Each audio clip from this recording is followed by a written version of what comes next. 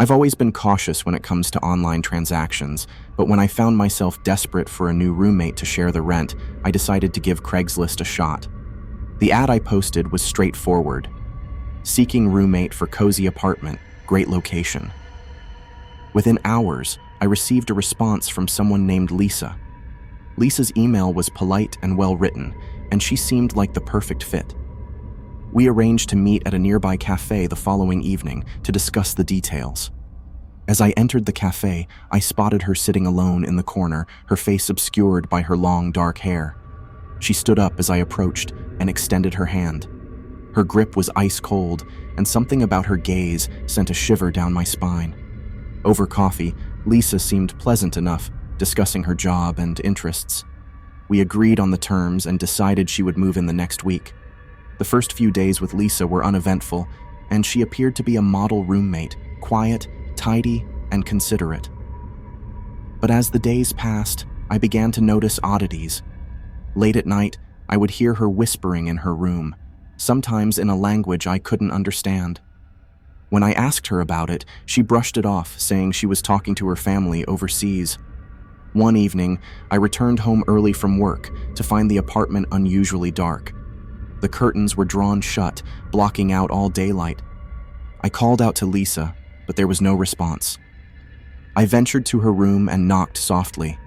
The door creaked open, revealing a room shrouded in darkness. Lisa sat on the floor, surrounded by candles. Her eyes glazed over as she muttered incoherent words. I tried to snap her out of it, but she suddenly lunged at me with unnatural strength, her eyes devoid of humanity. I managed to push her away and ran out of the room, locking myself in my bedroom. Terrified, I called the police, explaining the bizarre behavior of my roommate. When they arrived, they found Lisa gone. There was no trace of her, except for the candles and the eerie symbols she had drawn on the walls. The officers assured me that they would search for her, but I couldn't shake the feeling that something much darker was at play. I decided to do some research on Lisa and discovered a chilling connection to a series of unsolved disappearances in the area. Each missing person had responded to a Craigslist ad for a roommate, just like I had, and each had described a similar experience with their new roommate. Strange whispers, eerie ritual. I've always been fascinated by vintage cameras, so when I stumbled upon a Craigslist ad titled "Rare Vintage Camera, Collector's Dream," I couldn't resist. The picture showcased a beautiful antique camera from the early 1900s, complete with ornate details and a leather case. The price was unbelievably low, and the seller, a woman named Eliza, claimed it was a family heirloom she needed to sell urgently. With excitement coursing through my veins, I contacted Eliza and arranged to meet at her home that evening. As I approached her house, I couldn't help but feel a sense of unease. It was an old, dilapidated Victorian mansion that looked as if it hadn't seen life in years. Eliza, a gaunt woman with sunken eyes, greeted me at the door with a forced smile. She led me to a dimly lit room filled with antique furniture and dust-covered relics. The vintage camera was perched on a dusty table, its intricate details gleaming in the dim light. I couldn't believe my luck as I handed her the money and left with the camera, cradling it like a newborn. Little did I know that my newfound treasure would soon become a nightmarish obsession. That night, as I examined the camera in my dimly lit apartment, I noticed something peculiar. The viewfinder showed a scene, but it wasn't my living room. Instead, it displayed a gruesome image of a shadowy figure standing beside a decaying tree in a dark forest. I dropped the camera in shock, and the eerie image disappeared. Shaken, I tried to chalk it up to a trick of the antique lens. I went to bed, but the image haunted my dreams. The next morning, I decided to test the camera again, convinced it was just my imagination. I aimed it at my coffee table, but the viewfinder once more displayed a different, horrifying scene.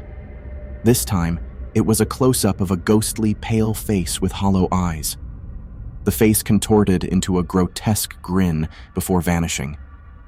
Terror gripped me as I realized that the camera was showing me something beyond my understanding. It revealed horrors that should remain hidden, and I had no control over it. I tried to sell it, but no one would take it off my hands. Each time I picked it up, the camera showed me something worse. Dark, twisted visions that gnawed at my sanity. I saw apparitions, nightmarish creatures, and scenes of violence and suffering. I was trapped in a waking nightmare, unable to escape the sinister lens. One evening, I couldn't take it any longer. I decided to confront Eliza, the woman who had sold me this cursed camera. But when I arrived at her home, I found it abandoned, covered in a thick layer of dust and cobwebs. It was as if she had never existed. Desperation drove me to research the camera's history, and I uncovered a dark secret. It was rumored to have belonged to a photographer who had gone mad, capturing unspeakable horrors with its lens before vanishing without a trace. As I write this, I can feel the camera's malevolent presence urging me to pick it up once more. I know that it will show me something far worse than before, something that will consume me entirely. Beware of the treasures you seek on Craigslist, for sometimes they come with a price far more horrifying than you can ever imagine. I was in a hurry to find a new apartment. My lease was ending soon, and the stress of apartment hunting was taking its toll. Then I saw it, an ad on Craigslist that seemed too good to be true. The listing read, "Luxury apartment, affordable rent, must see." The pictures showcased a spacious, beautifully furnished apartment with modern amenities. The price was a steal for the location. I couldn't believe my luck. The contact name was Mr. Blackwood. I emailed Mr. Blackwood, and he responded promptly, setting up a viewing for that evening. I was elated as I headed to the address he provided. The building was an elegant old structure that exuded charm, but something about it felt off, almost foreboding. Mr. Blackwood met me in the lobby. He was a tall, thin man with slicked back hair and a disconcerting smile. He seemed overly eager for me to see the apartment. We took an old-fashioned elevator to the 6th floor. As he unlocked the door, I caught a glimpse of the apartment's interior. It was nothing like the photos. The once beautiful furnishings were shabby, and the air inside was heavy with a strange metallic scent. Mr. Blackwood brushed off my concerns, saying the place needed some cleaning. Desperation made me agree to take the apartment on the spot. Mr. Blackwood handed me a set of keys and left, insisting I was getting a fantastic deal. The first night in the apartment was unsettling. Strange noises echoed through the halls, whispers, faint laughter, and the unmistakable sound of footsteps in empty rooms. I chalked it up to my imagination and exhaustion. But as days turned into weeks, the eerie occurrences escalated. Doors slammed shut on their own, lights flickered, and I would wake up in the middle of the night to find my furniture rearranged. The metallic scent grew stronger, as if it clung to the very walls. One evening, I decided to investigate the building's history. I uncovered a series of unsettling incidents.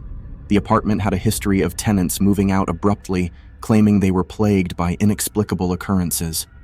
Many reported hearing voices and seeing shadowy figures. As I delved deeper into the building's past, I stumbled upon a name, Mr. Blackwood. He was listed as the building's owner for over a century, yet he looked no older than when I first met him. Fear gnawed at me as I realized I had become entangled in something beyond my control. The apartment was not just a place to live, it was a malevolent entity that fed on the souls of its tenants.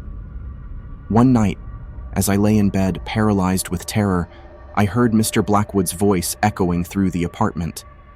He spoke of the building's dark history, the countless souls it had claimed, and how it would never release me. I knew I had to escape, but the apartment seemed to resist my efforts. The walls closed in around me, and the metallic scent became suffocating. I searched for the keys Mr. Blackwood had given me, but they had disappeared. In a final act of desperation, I smashed the window and leaped onto the fire escape. As I descended, I felt an icy hand brush against my shoulder, and Mr. Blackwood's voice whispered in my ear, "You'll never escape." I ran from that accursed building, vowing never to return. The Craigslist ad had promised an affordable apartment, but it had cost me my sanity. I knew then that some deals are too good to be true, and some places harbor malevolence beyond imagination.